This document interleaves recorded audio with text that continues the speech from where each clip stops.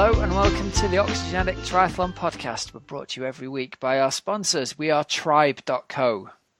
Natural sports nutrition delivered direct to you. You can get a free trial pack of 6 delicious energy bars, trail mix, recovery bars and shakes for just £2 by using the code Oxygen2. Probikekit.co.uk. For all your triathlon, cycling and running gear, use the code OA10 for 10% off at the checkout. Terms and conditions do apply though, so see the show notes for details. And team.oxygenaddict.com. Event-specific training plans, coaching guidance from Coach Rob Wilby. That's me. And supportive teammates in a private Facebook group. And here we are, and welcome to the show. And we're having a giggle because we've just had to re-record the first part of the show because we both messed it up. We're so professional, Helen, aren't we? We'd have got away with it if I hadn't. Yes, exactly. How are you, mate? How are you doing? Yeah, good. I'm limping a little less every day, Rob. That's good to hear. The limping update, yeah. And I went swimming this morning and Helen's it no longer... injury update. Yeah, Helen's injury update. And it no longer to hurt pushing off the wall with both feet, apart from once. It hurt once. And I thought, right, well, we're still not there. I'm still not putting any trainers on for running. Yeah. And even on Friday, honestly, a few more colleagues said, are you limping, Helen? So the saga continues, but it's definitely less painful and I am definitely moving a little bit better. And so, yeah. Oh, my God, I went swimming last week. I didn't tell you that because that was, oh, my goodness, it was freezing. I've heard a few reports of the water having taken a distinctly autumnal turn. Hats off to anyone who's still getting in the open water. Yeah, so I went in the Keys, my usual open water horn, and actually it wasn't that bad. It was 16, 17 degrees, so probably no worse than, Tenby, the sea the other day, which I think was similar. But I went in with a colleague who had never done open water swimming before, so I personally wouldn't have gone in had the colleague not said, oh, I'd love to go in. And so I was like, look, wait until after the Ironman, I'll take it in there. So I went in. And I'm really, really glad I did because the colleague absolutely loved it. But boy, oh boy, because we were moving a little bit more slowly. Oh my God, I was so cold. Now, did you post that photo of your feet afterwards on Twitter? Yeah. Is that the one? Yeah. Man, that looked painful. That was after a shower. Oh, hells. Yeah. So my feet look like they're sunburnt. Because clearly part of my feet, the blood had got back into them and they were pretty red. But then the top bit, the toes, were just white. So your feet look like a Wes Wally cartoon. They were red and white striped, weren't they? There's no question. Yeah. Oh, so people sometimes don't really get it, do they? When I say, oh no, I do have bad circulation, that was a good proof. It was like the photograph from a medical dictionary of what bad circulation looks like after being in cold water. So the next time you complain and the water's a bit cold, just get yourself on Twitter and look at Helen Murray's feet and just go, oh, okay. Pull your training pants on. Things are better. So thankfully, that was the last open water session that they were running, so I don't have to go and be kind again. That's it. You're so retired for the year. Yeah. I will go back in, but maybe 2018, Save it for another year, Hells. That's my advice to you. Exactly. Yeah, honestly, I don't need to go in again now. So yeah, jobs are good and open water swimming for 2017 is done. Nice. Good stuff. I'm going mountain bike racing this weekend. Are you? Yeah. I've entered a mountain bike race. And you know what my bike handling's like? All I'm saying is if you're racing at Llandegla this weekend, you better be in front of me on the first technical corner because there's going to be a big pile-up, probably caused by me being on the deck. Brilliant. What made you want to sign up to that, Rob? Just fancied it. I thought, that looks like fun. Let's go and have a bit of that. It's great. So this issue might be brought to us from a hospital bed somewhere. In the space of 4 weeks, you will have done some panic training, a triathlon. No, come on, Helen. And a mountain bike race. Don't accuse me of doing any training. This is good going. No, panic training. There was an important word there, panic training. This is good going. What I do cannot be described as training. I went out for a ride on my TT bike. Okay, faffing, a race, and now a mountain bike race. This is great. Yeah, I love it. Great. Excited Well, to good see. luck for that. I'm going to do a cross country as well. I'm going to Run? do it. Yeah, and I'm going to do one of the cross countries. I'm going to do one. Blimey. Yeah, it's going to be an autumn of different things for me. This is the new Rob Wilby. It's the old Rob Wilby. The old and improved. We'll see. I might end up with broken collarbones actually after this weekend on the mountain bike, so let's not curse it just yet. Don't say that. Don't say that. Touch wood. No. Okay. On a good day, my suspension forks move up and down, so I'm quietly confident. All right, come on, let's get on with the show. Right, let's jump in. There's been all kinds of stuff happening this weekend, so let's do some results brought to you by wearetribe.co.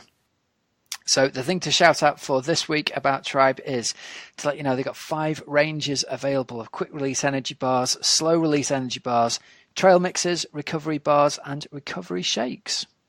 And you can completely tailor your performance nutrition to your specific training needs. You can pre-select what range you want, what flavors you want, and you can change it at any time you want to and have complete control over your deliveries. And keep your eyes out because they've got a launch of the new flavors coming up any week now. So keep your eyes peeled.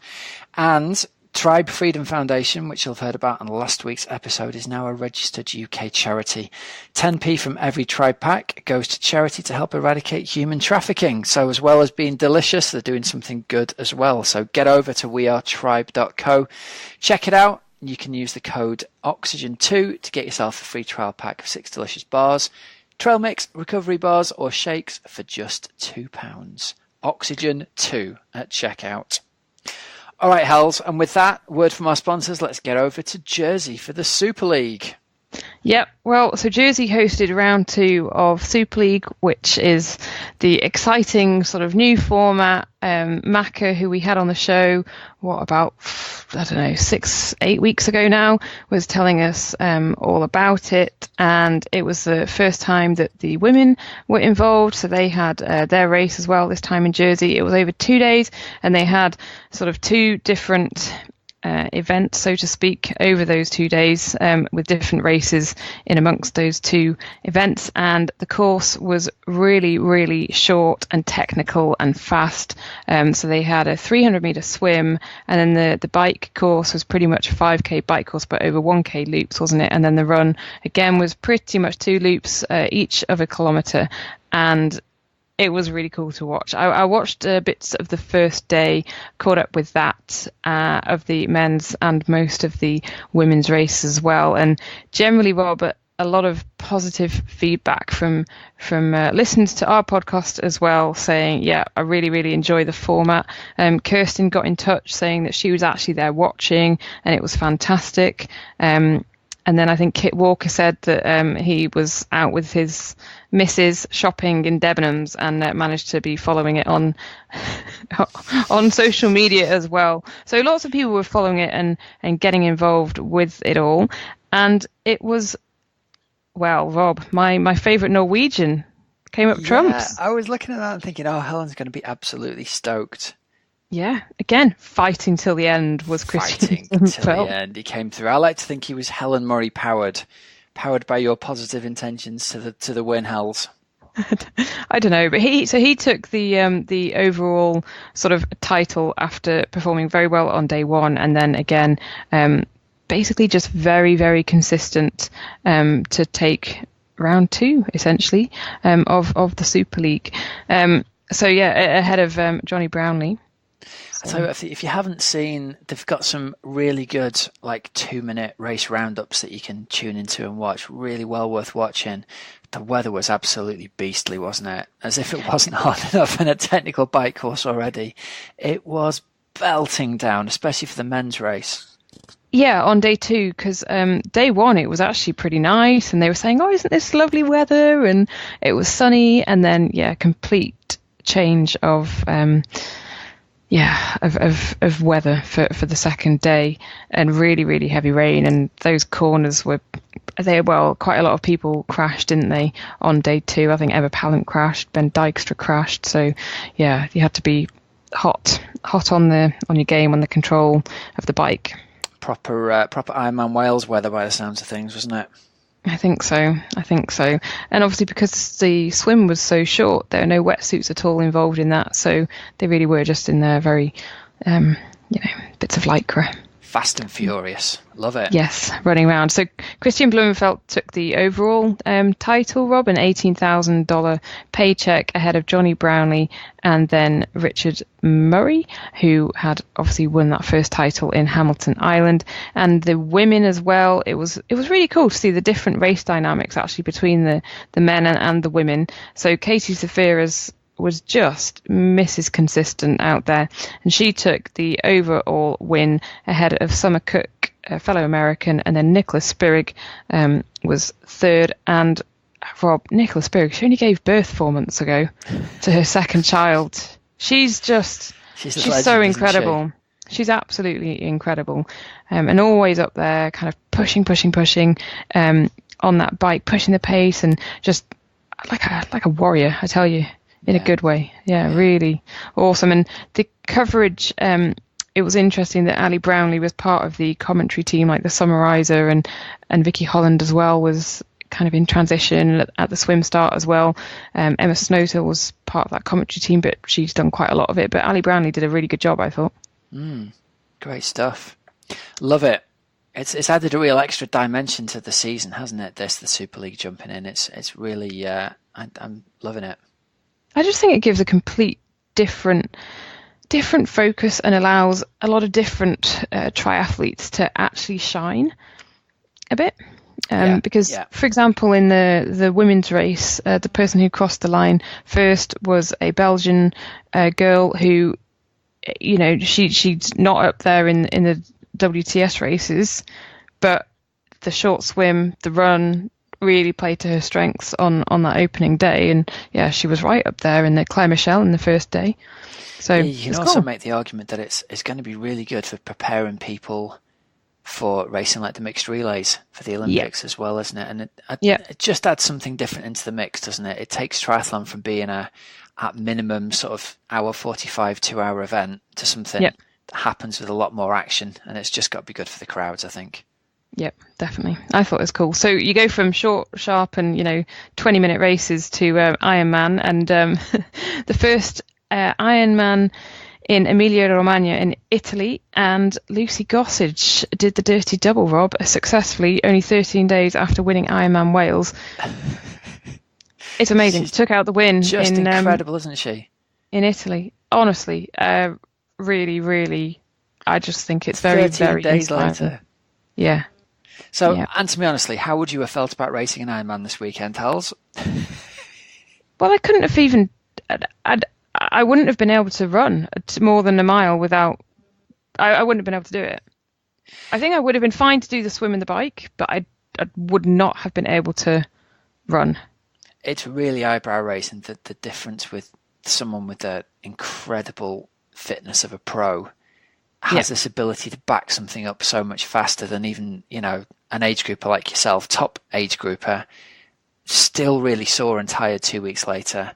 It's just brilliant. And what a season Lucy's had, considering it was almost I'm going to do some racing with a slightly different focus because now I'm back working as a doctor. I just think she's done brilliantly. Yeah. She really, really has. And I think she was reading a piece earlier that John Levison at Tri247 had written. Go and have a look at it, because it does just put into perspective how good she is. So in all of the Ironman races that she's done, with the exception of the World Championships, she's never finished off the podium. Brilliant. What a legend. Let's get her back on. Let's have October be Lucy Gossage month. Maybe she'll go and do another one. Maybe she'll back up again in 2 more weeks' time and keep on racing while she feels good. Come on, Lucy, make it a triple for us.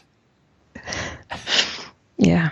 So it was, brilliant win from Lucy Gossage in 9:06 ahead of Tina Deckers of Belgium in 9:13, and then Marta Bernardi of Italy in 9:20, and Andreas Dreitz won his first Ironman in 8:03, and ahead of Jens Pedersen Bach and Andrej Vestica of Croatia in 8:17 was third.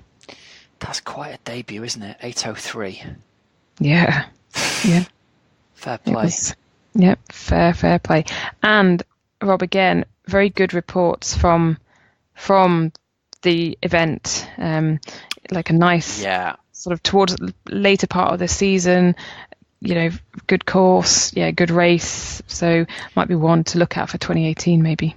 Yeah, I had a couple of athletes racing down there actually, and they've come back with a similar thing. Just really well organised, but a brilliant location for it. Bike course was relatively fast. Run course was really well supported. Weather was glorious, which I think is always nice and helps, doesn't it? Yeah. But, sort of late September to be racing in a place like that, it's happy days. And I wonder whether next year this race might end up being...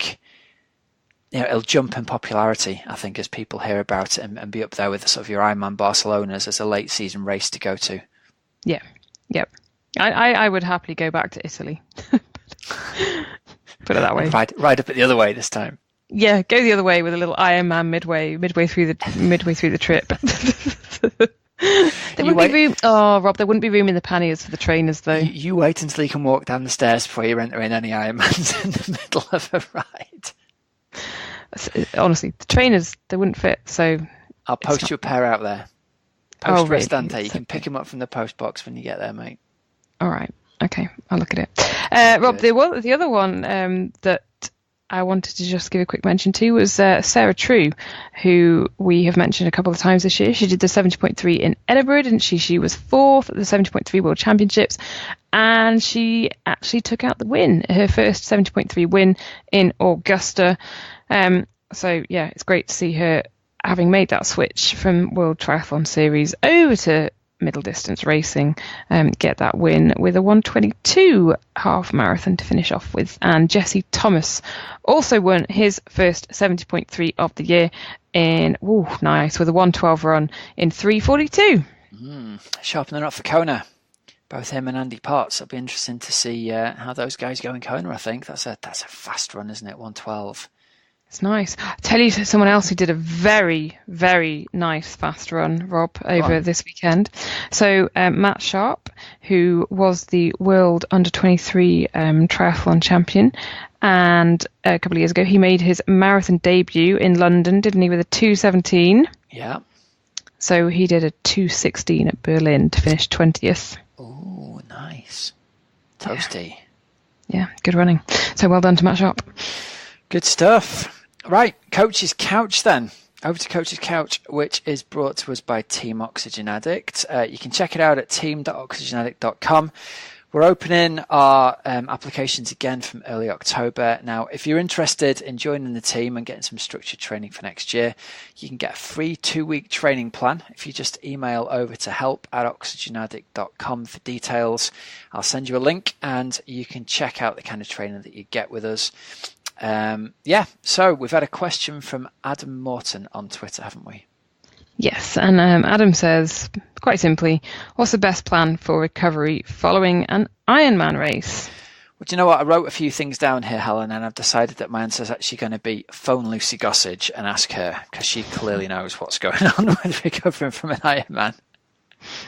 Now, my answer today is going to be, it's clearly going to be targeting at age groupers who are trying to recover from the first Ironman, because I think implicit in the question is, what am I going to do to help recover from this and get back into any kind of training? So I think the bigger picture here is, firstly, everybody's going to be different, and you're not going to know how you recover from your first Ironman until after you've done it, because I've seen athletes be ready to go and keen to train again within a week, and I've seen athletes who it's taken them 2 or 3 months to get to the point where they've really wanted to do any training again.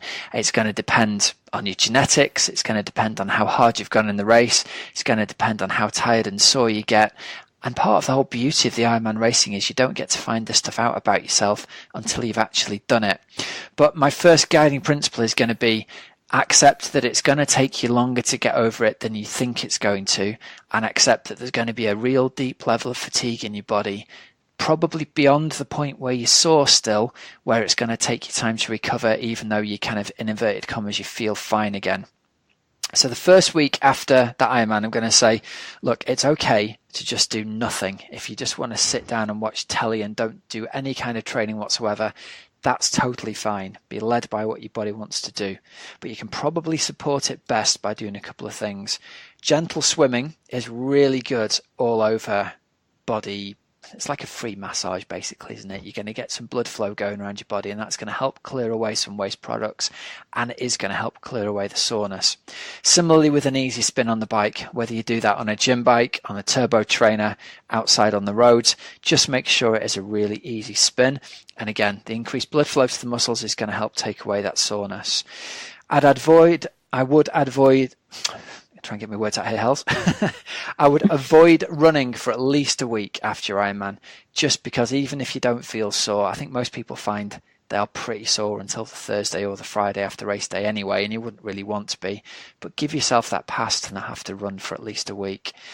And then another couple of things you can do, think about your diet beforehand and think about what you're going to eat, because I think it's tempting to go, well, do you know, I've been really, really good leading up to this. I'm just going to have a major blowout with junk food afterwards.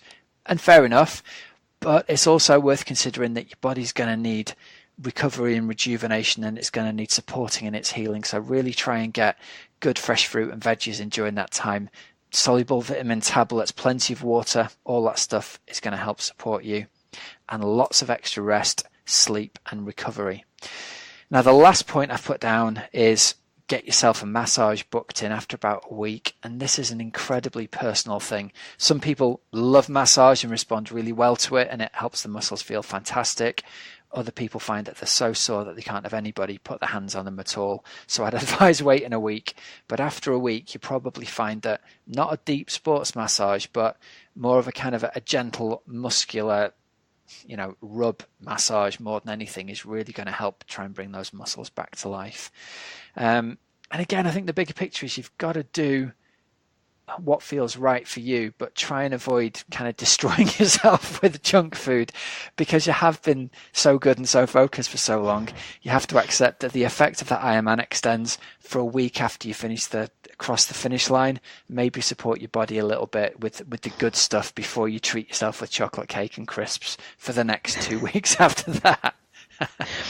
I found that pretty much a day of not eating great stuff sorted me out. Did you go and hit the junk food pretty hard the day after? I wouldn't say pretty hard, but I was like, I am absolutely eating a packet of crisps before lunch because I need them. Yeah. More like, 11:30. Oh my God, I really need food. Oh my God, right, they've got crisps. I'm just going to eat the crisps before my, whatever else comes out. Then I demanded... salty, fatty food is what you crave rather than sweet stuff. Well, then I demanded a stop at McDonald's on the way home. I was like, I need chicken nuggets and chips. So, and this is someone who hasn't had chicken nuggets and chips for probably 4 or 5 years. The last time I had it was on the way home. Oh, funnily enough, from a race. I needed them, and it was amazing. Hells, one of the biggest lines I've seen is outside the McDonald's opposite the finish line for Ironman France. You've got all these super healthy athletes. The day after the race, it was carnage. They were queuing outside the door to get in there. Honestly, it was just delicious. But then I was sort of over my junk food, I think, really. It was. Lots of yogurt, and I probably ate even more protein, I think, that first week. And then what did I do? Obviously, I'm still not running 2 weeks on. I have been on my bike, 2 or 3 times, but just outside. The day that we got back, because I've been sat in a car for 4.5 hours, I tried to pedal. I mean, I really am telling you, 800 meters just to move my legs. The road is flat, and I couldn't. There must have been a 0.2% incline, and it felt like a mountain. And then I have been swimming, 2 or 3 times last week, and I'll probably go 2 times this week, I think. It's just whatever your body needs, isn't it? I think it's okay to try, and I think everybody finds that they're in the habit still and they fancy doing it. But if you start to do something and you don't feel like it, and actually you go... I remember really clearly after Ironman Australia, putting my trainers on about a week later and going out for a jog, and after about a mile thinking, I just don't want to do this. and just turning around and walking back. And I think you've got to give yourself that space to go, you know what, I'm a normal human. I'm not Lucy Gossage. I don't need to be racing again in a week. If you feel like going out for a run or a swim or a bike, do. And if you don't, give yourself that pass to just chill out and let your body recover. I think that is it. And I think that me still limping a little bit is actually my body's way of saying I think about it. Exactly. Yeah. Don't even think about it. So this is good. Yeah, that's it. So Rob, should we move on to a little bit of news, and then we will have our interview of the week? Shall we do our interview now and then do news after? Yeah, let's do that. Okay, so here we go. Here is this week's interview of the week. Dan Halksworth, hello and welcome to the Oxygenaddict Triathlon Podcast. How are you and how is your body after Super League? Good evening. I'm really good, thanks. I'm back to work, which is a bit weird. I mean, obviously, I worked up till last Wednesday, and then my dad let me have a couple of days off before the event, which was nice. But yeah, my body feels fine. Wasn't expecting that, to be honest. I was expecting it to be a lot worse. But I mean, I think if I'd probably raced a few more of the races, then it probably would be feeling horrific. So, Dan, people might think his name sounds really, really familiar. Like, I'm sure I remember him. So, just in a little bit of time, explain your, I guess, the past few years, really, because people might have thought, I'm sure he used to do long distance stuff. Yeah, I mean, I've been a bit quiet the last couple of years. So, I mean, my background's swimming. Started swimming at quite a young age, and sort of went through the ranks through Jersey and represented the island and Hampshire, and then onto Southern Counties and national level, and then reached sort of the best level I could get for Jersey was competing at the Commonwealth Games and the Youth Commonwealths as well. And then from there I went into a bit of triathlon. After a couple of years, realised that I was best at long distance racing when I started getting coached by Brett Sutton. Won a couple of Ironmans, and then since then I've kind of gone a bit quiet. It's been a bit of a weird few years. Kind of retired from the sport in a way because I had some personal things that sort of set me back a little bit, and decided to keep my home. And so I've been working for the last couple of years full time, and just trying to get back into sport and enjoying it a little bit more, really. So that's really my background the last few years. Let's start in Jersey this weekend then, because that'll be fresh in people's minds. How did it come about that you were involved in that? Because obviously you're from the island, so that must have played a major part. Yeah, I mean, that was the major factor that I got to race. It's certainly not my current ITU form or anything like that, because I've not raced ITU for 2 years now. But yeah, no, I was just in a very lucky, fortunate position that a couple of guys, Vinton Kennedy and Nick Saunders, decided that they wanted Super League to come to Jersey, and thanks to them, I was given the opportunity to race. And 8 weeks ago, found out. Bit of a shock, to be honest. I mean, last was it January, February, when the Hamilton Island race was on, I was sitting there watching it, thinking how amazing it would be to represent at this event, and yeah, I was lucky enough to be able to do it on the weekend. So, did you get an email or a Skype call or something like that saying we'd like you involved? What happened? Well, I had a sort of couple. I saw a photo of Macca in the island, and then a little preview a couple of days later, and put two and two together and emailed a few people, and they said something might be happening, and then a few weeks later there was sort of mention that, you know, if it did come to the island, would I be interested in racing? And then about 8 weeks ago I was asked if I would like to race. Macca emailed me, and a couple of guys from Jersey, the organisers, asked if I wanted to race, and it wasn't an easy decision to make, to be honest. It took me a couple of weeks to decide. Firstly, my first initial thoughts were that I didn't deserve to race because I hadn't raced ITU for a while, and I knew what the level of competition was going to be like. So I was quite hesitant about that. And then, so many people have said to me, this is, you're 31 now. This might never happen to you again, and I had to just take the opportunity. So in the end, I decided to race. And I imagine now you do not regret that decision. No, I mean, I would have liked to have done better. I would have liked some more time to get myself super fit for it. But I think, the time I had, I did quite well. And you know what? It was just the crowd, the supporters we had over here were incredible, and the experience was amazing. That it was the first proper Super League Triathlon, and I got to take part in it. So I'm really honoured and very thankful to Macca and all the other organisers for giving me that opportunity. When the confirmation came through, was there a bit of you that thought, "Oh, what am I maybe letting myself in for?" Because, as you say, you haven't done that for ages, and you haven't raced ITU. And did you think, "Oh, there's a bit of me that might get, shown up here"? Oh yeah.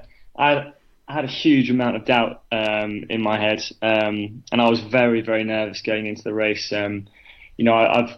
I've been riding my bike a lot this year, and I'm pretty fit on the bike. But that's for time trialing, so it's completely different. Up until about 2 weeks before, I was still struggling with my swim. Trying to get back into the pool and get fit again was quite difficult.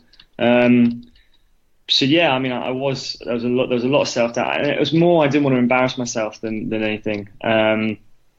But it was, no regrets now, to be honest. It was a great experience, and I've met some good friends along the way the last couple of days as well. So that's been great.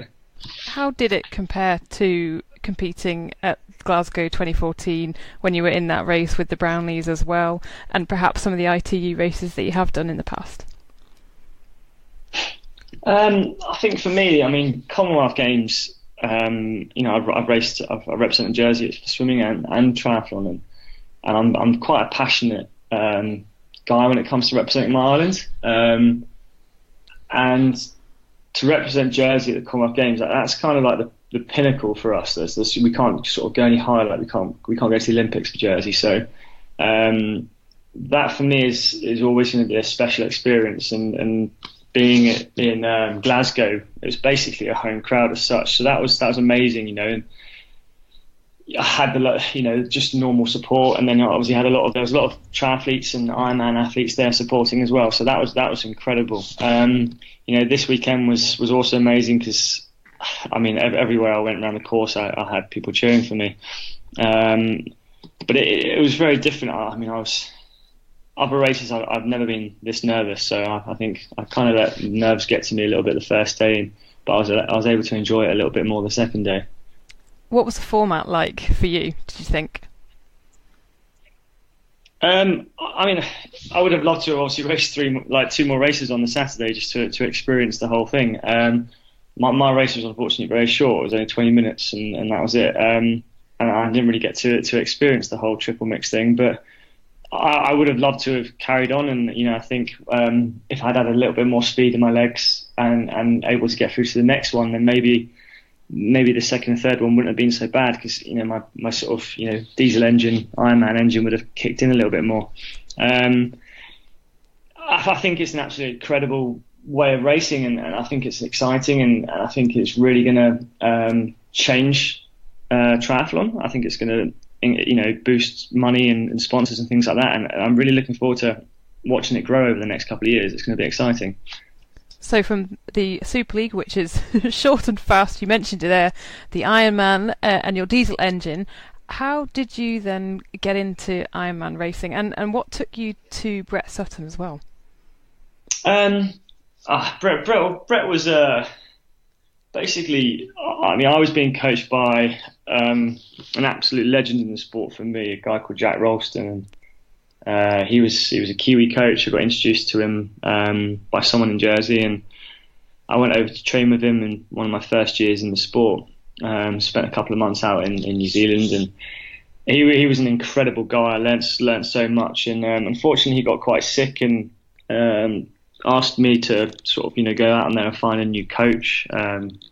So I was looking around at the different coaches and the style of coaching, and I heard about Brett Sutton, and I heard all these like legendary stories and how tough he was, and he sounded like my old swim coach from Jersey, and I was like, well, I worked well with him, so let's try it. So I managed to get in contact with him, and went up to a little training camp up in Switzerland. I happened to do an ITU race a couple of days before, and thought, well, you know what, I'm going to stay up in Les Avs for a couple of days and see this legend. And yeah, he asked if I wanted to join, but said my future lay in longer distance racing, and that was that really. And I never really looked back, and it was a bit of I think one of the first things he said to me was like, we're going to race some 70.3s, and then within the year going to do an Ironman. And in the back of my head I was like, you're kidding me, I'm not going to do an Ironman, what's that all about? And then after a couple of months of training with him, I was like, right, let's do it, let's try this Ironman thing, and yeah, it turned out quite well. So when did you join up with Brett Sutton? Because I'm thinking back to Ironman UK, and I want to say 2013 or 2012. Which one did you win? I think it was 12 and 13. So I think I joined him in 2011. Yeah, I've done many miles of training since then with him. What would you say you learnt most from him?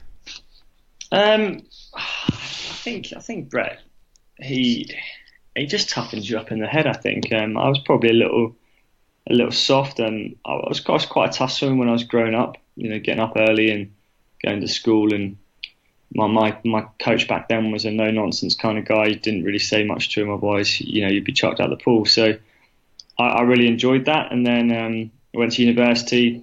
Didn't really enjoy being coached by the coach at the time, and probably got a bit lazy in certain things. And then met Brett, and he just absolutely frolicked me and just got everything out of me, and it was brilliant. I mean, I just learned how to push myself harder than I'd ever pushed myself before, and I think that's probably one of the only reasons I don't look back and think, I was a super talented athlete or a swimmer, cyclist or runner.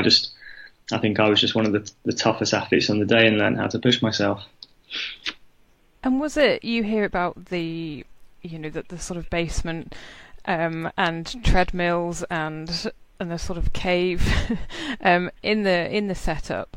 Were some of those sessions just almost like beyond ridiculous, but you took the most out of them? Yeah, I think so. I mean, there were days where, I remember getting to the end of the day and thinking, all right, I'm pretty sure I'm not going to be able to get up in the morning and go training. And he would say to you at the end of that day, he'd be like, right, rest day tomorrow, just come into the pool, do a nice easy session. And then you're standing on poolside and he's like, right, 6K, hard. And you're thinking, right, well, I was mentally prepared for an easy session today. And then that's quickly changed. And then you get out of the pool and you think you're going to have the rest of the day easy, and end up doing like a double run or something like that. So then you get to the end of that full day and think, right, well, he's going to give us a rest day tomorrow. And then that doesn't appear. And I think it kind of grinds you down. And then eventually when you're kind of over it, he's then like, oh, we're going to have a rest day today. And I think that was one of the funniest things I thought about his training, because you never knew when there was going to be a rest day or a really hard day. But when you got a rest day, you really got a rest day. He didn't want you to move from the bed. Netflix wasn't around at that point. No, it wasn't. I mean, I remember being in Thailand and watching, just laying in bed all day, just watching the worst programs I've ever watched in my life. It was horrific. But one of the best things that he always said to us was, get in bed and take an empty bottle with you. And we're like, why do you want to take one of them? He's like, I don't even want you to get out of bed to go to the toilet. Just pee in a bottle. So yeah, when he gave us the rest day, we made the most of it and just chilled out. Do you remember the session that you found hardest to get through? Yeah, for me it was track day, like the big track days. I mean, we had quite a few of them. We used to live obviously up in Les Avs, and the track was about 10k down the mountain, about a 20-minute cycle kind of thing, and then you do a 3800s on the track, and then cycle back up the mountain. And for me, I mean, I wasn't the most talented or the strongest runners, and some of the guys in the squad were just animals, and so that was the session I kind of always struggled with. And it was just a mental prep to finish the track try and get some food down you and then get back up that mountain when your legs are absolutely cooked. And it's about 35 degrees in Switzerland. It was that was the toughest one for me. But after a summer of doing those, I then was able to run. So as much as I complained about them, they definitely made me able to win an Ironman. So thank you to Brett for that. So you won UK twice, and I remember didn't you get top 5 at Mont Tremblant to qualify you for Kona one year? Was that right? Was it a bit sort of touch and go, and you had to get a decent result with Mont Tremblant? Yeah, that was my second last Ironman. I got second. I ran past one of my teammates. Really? Andreas Rehler, and didn't realise that he needed a position above what he finished to qualify for Kona. So I felt incredibly bad after the race, like really, really bad. But he's an absolute gentleman of the sport, and he said I deserved it and was super nice about it. And thankfully, he got sort of a roll down and got into Kona himself. So huge relief to have both of us on the start line that year. Sometimes things are meant to happen like that. Yeah, no, definitely. I mean, I learned a lot from Andreas. He's an absolute legend, and we did a long training camp out in Playtas, and getting up and running before breakfast with him was probably one of the highlights. He's such a down to earth gentleman, and really, tough training partner, and just a brilliant guy, to be honest. Was he one of your favourite training partners? Yeah, I think so. Yeah, I mean, I had a couple of awesome guys I got to meet. Matthias Hetz, who when I was training with Team TBV, he's still one of my very good friends. Scotty De Philippus, absolute legend as well, and one of the funniest guys and toughest guys as well. Probably the most talented was Greg Bennett. He retired this year, and he was a phenomenal guy to train with. We always used to push each other when we were out in Australia training. You always have that one gear more than any of us. Did you enjoy that team environment, and did that push you on more, do you think? Oh yeah, 100%. I mean, when Brett told you to go somewhere, you went and you followed him. And when we're up in Switzerland, there wasn't a lot else to do, and it was quite expensive, so we couldn't exactly go out, eating dinner every evening.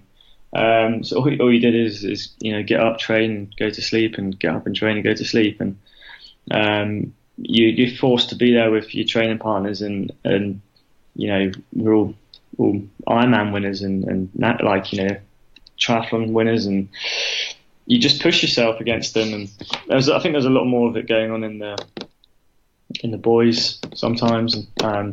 When the girls used to come and train with us, they used to push us as hard as we used to push each other. So it was a great experience, and I learned a lot from a lot of decent people.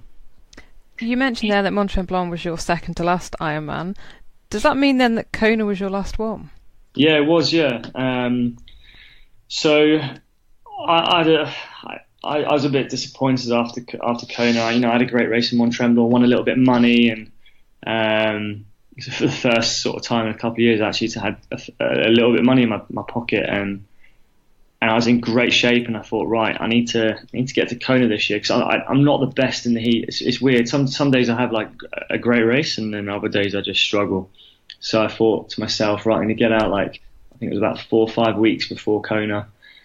So I spent a lot of money on accommodation. Food's expensive out there, travel's expensive, and tried to make the most of it.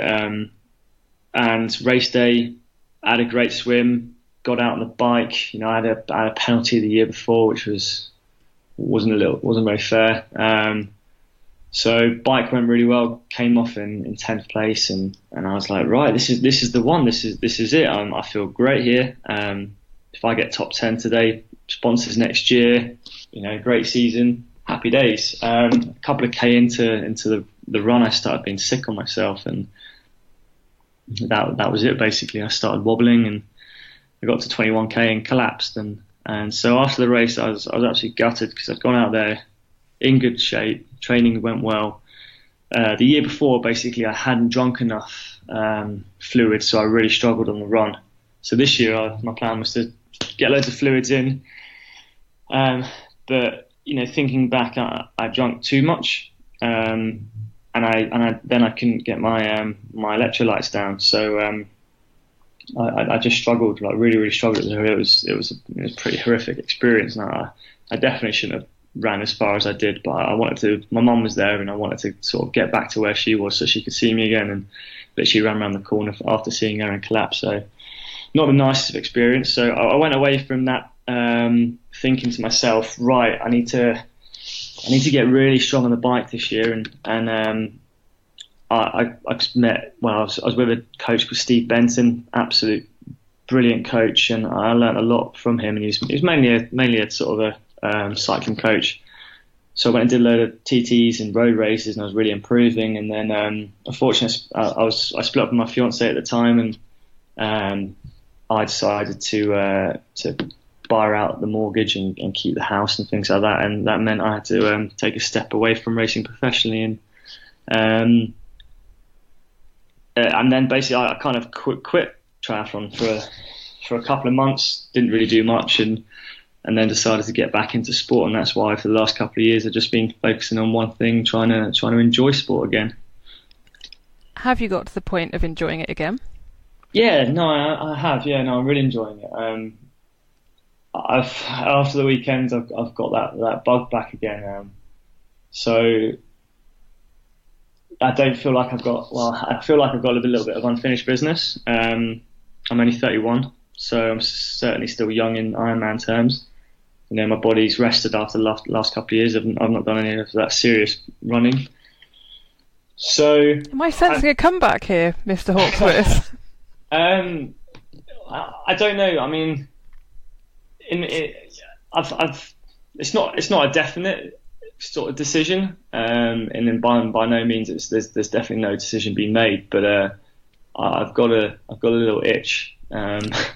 So we'll have to see what happens on the sponsor front, and you know, if I can cover my mortgage and have money to live off, then yeah, we'll see what happens.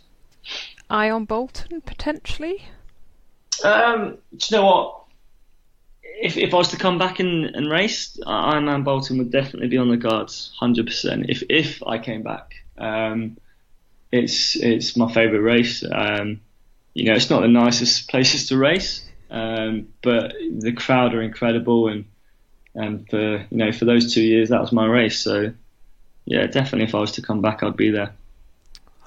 See, I'm liking this, Dan. I had a moment of like, oh my goodness, when you're talking about Kona, I was thinking, oh, this is, you know, there's almost like scars there from the sport, and then it's like, no, we've come through this, and there's happiness. I'm liking it.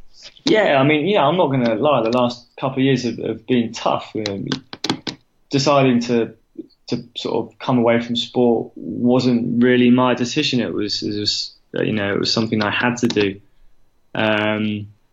So I've always wanted to finish sport when I wanted to finish sport. So that's why I sort of got back into things, and you know, and I've certainly improved my riding the last couple of years. You know, I've been working with Matt Bottrill, and he's another phenomenal coach. And I've learned a hell of a lot this year. Last year I had a terrible year and things didn't work out training wise and coach wise. So I've learned a lot this year, and I've started to enjoy sport again. And I think I've put less pressure on myself. And you know, in Jersey we're really lucky we get to represent the island at the Island Games, and that's every 2 years. And this year was in a little island called Gotland in Sweden, and I had a good time, a really good time. I got to represent the island in triathlon and cycling, and medalled in both. So I was really proud of that. And yeah, I'm definitely been enjoying it a lot more. And you know, I'm just kind of not sure what the future holds at the moment. But after the weekend, and there's a lot of positive feedback, and so we'll see what happens from. I mean, something might come out of the Super League, hopefully. Awesome. I love this. I love it. Talking of the time trialling, can you give us a little bit of an idea? What would because I'm sure, right, you were top, I want to say 14th in the Nationals, is that right? Yeah, I was 14th in National 10 this year. I was 36th last year. So, I mean, that shows you, you know, what kind of year I had last year to this year. So, definitely an improvement, but I certainly think there's a lot more to improve on. So I'm looking forward to sitting down this week and talking to Matt and working out a plan for the year. That's amazing. So what time did you ride to get 14th in the national 10? Well, this is embarrassing. I can't actually remember now, to be honest. I know it wasn't a super fast time because the course was it was pretty horrific. Actually, it wasn't the nicest of days. Very windy and a bit wet.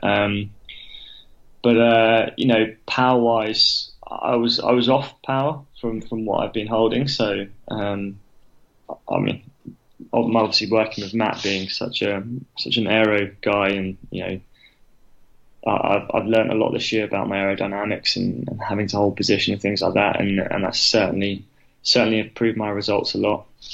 But yeah, not entirely sure what time I did, so sorry about that. That's all right. Would you say though, on a let's say like a bog standard kind of 10 mile, I know they're all different, but what sort of time would you be riding now compared to maybe 2 years ago? Well, do you know what? I haven't actually done many 10s, to be honest. Go with the 25. Okay, so 25, or obviously, unfortunately, like living in Jersey, our 25 is quite tight and technical and not very fast. But I rode a 54 this year. But then I rode national 25 this year and rode a 48.26 or something like that. So I was 26th at national 25. I was 30 watts down compared to what I've been holding the year. So in my head, I definitely didn't have a good race. I really struggled. It was the first race I actually felt really lethargic this year. So I think I'm a sub 48 kind of guy on a fast, good day, I think. And that's certainly a big improvement as to, that 54, but then that is a slow course. And have you enjoyed just focusing on one thing and trying to almost perfect that one art rather than perfecting swim, bike, run? Yeah, I mean, trying to be good at triathlon is difficult because if you focus on one area, you're going to lose something in another area. And being able to just focus on cycling, it's not just being able to just trying to get great at it. I've also had the other things on the side of it where I've had more time to myself to go out for dinner with my girlfriend and things like that, and I've enjoyed that aspect of it. Obviously with working as well, I've actually got a little bit of money in my pocket so I can actually go and do nice things. So I've enjoyed the fact that I've had a good work training balance. But I've certainly learnt a lot this year on my bike, and if I was to come back to triathlon and Ironman racing, there's certainly a lot I will improve. But I think I've put in the last couple of years I've been swimming twice a week as well, just to keep fit. Being a swimmer from a young age, I don't think I'll ever stop swimming. But the last 8 weeks I've been jumping in the pool and putting 5 sessions in a week, 5 1-hour swim sessions. So I think I've always been doing 2 sports, even if I haven't been doing a lot of the other one. I've still been doing it. But yeah, there's certainly a lot I can improve on, I think. And if I do come back to the sport, obviously lots of improvements, and there's lots of stuff I've learned as well. So it would be interesting to see what would happen. It's a very exciting few years ahead, I think, because the opportunities are there. So this is very cool. What about fitting work, and how have you found that balance too, about having to go back to work and fitting in the training that you've wanted to fit in? Because that's the dilemma that most of us face. How do we get it all done? Yeah, obviously I'm not doing 35-hour training weeks anymore. Unfortunately, I really miss those. I've always obviously had quite a high work ethic, being a sort of from a young athlete.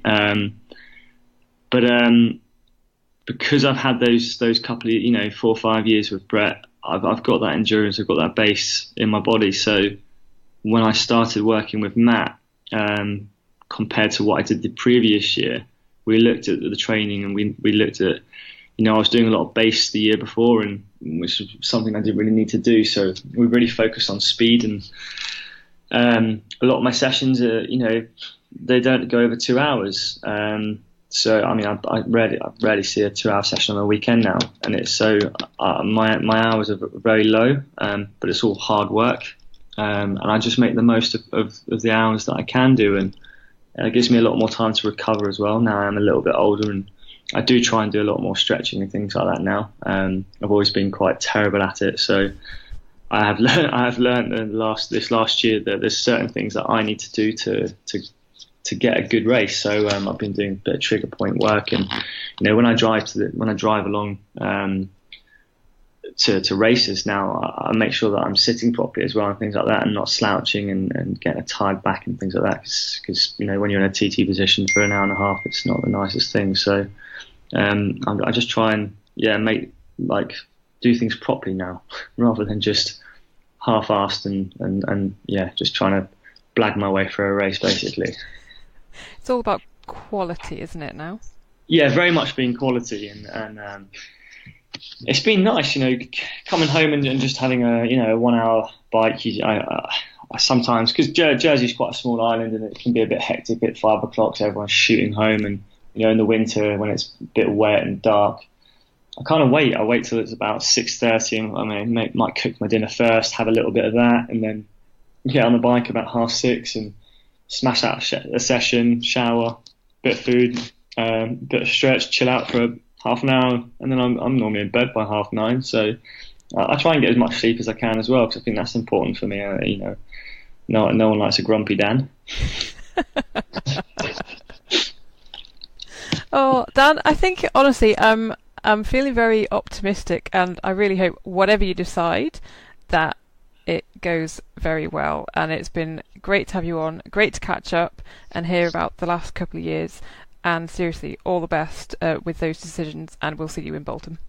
No, thank you. It's nice, obviously, to be able to tell a few people why I've stepped away from the sport a little bit, and then hopefully they can understand why I have. And if I do have the opportunity to come back, then I'm looking forward to it. All right, news then this week brought to us by probikekit.co.uk. So you guys can go over there if you're after some end-of-season goodies and treats. Helen, you deserve some end-of-season goodies and treats, don't you? You've worked hard and been a good girl this year. Yeah, of course, yep. Sounds unconvinced. All right, so we're going to have a nosy round, Helen, on my fantasy shopping list for you. I think the pick of the week on the PBK website this week is the deal they've got on Fast Forward carbon wheels. So we've got the F6R carbon clincher wheel set, reduced from £1,475 down to £1,069, which is a 27% reduction. And we've also got the Fast Forward carbon clincher rear disc wheel, reduced from £1,499 down to £989, which is a nice 29% discount. And added to that, you can use the code OA10 for 10% off at the checkout. Terms and conditions apply, etc. Blah, blah, blah. Please read the show notes for details. But seriously, if you're looking for some new kit as an end-of-season treat, get yourself over to PBK, and you can use our code to let them know that you're a listener of the show, and that's all cool. Awesome. So the news this week, Rob, is that Outlaw, so hopefully you're listening to this at the right week, and that general entries open on Thursday, the 28th of September at osbevents.com. And basically, the earlier that you get involved, the higher chance you have at winning some early entry prizes. So they're giving away various things. So Wednesday, the 27th, is going to be VIP opening. So you might be lucky if you've done it before, you've done any of their events before, and you might have a link. So they are going to say that VIP opening, first 100 entrants get access at 2017 entry price. And then various things going on all those days. So day of the general opening, the 28th of September, they've got 20 Outlaw hoodies to give away.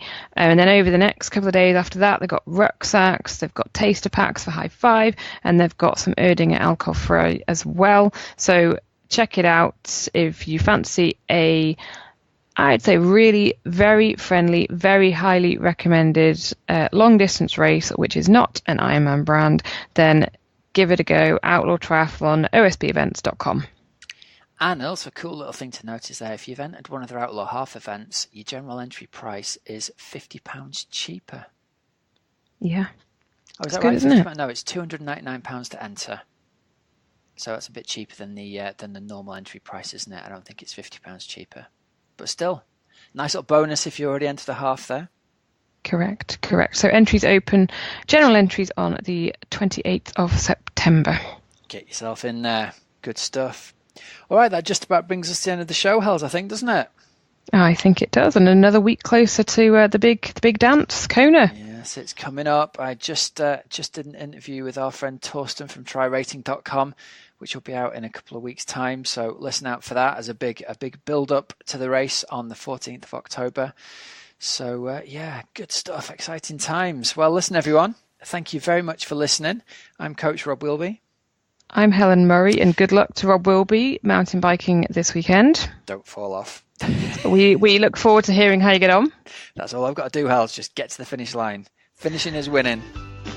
That's it. It's Enjoy good. it. Yeah, will do. You too, my friends. All right, so listen, thanks very much for listening, and we shall speak to you again next week. See ya.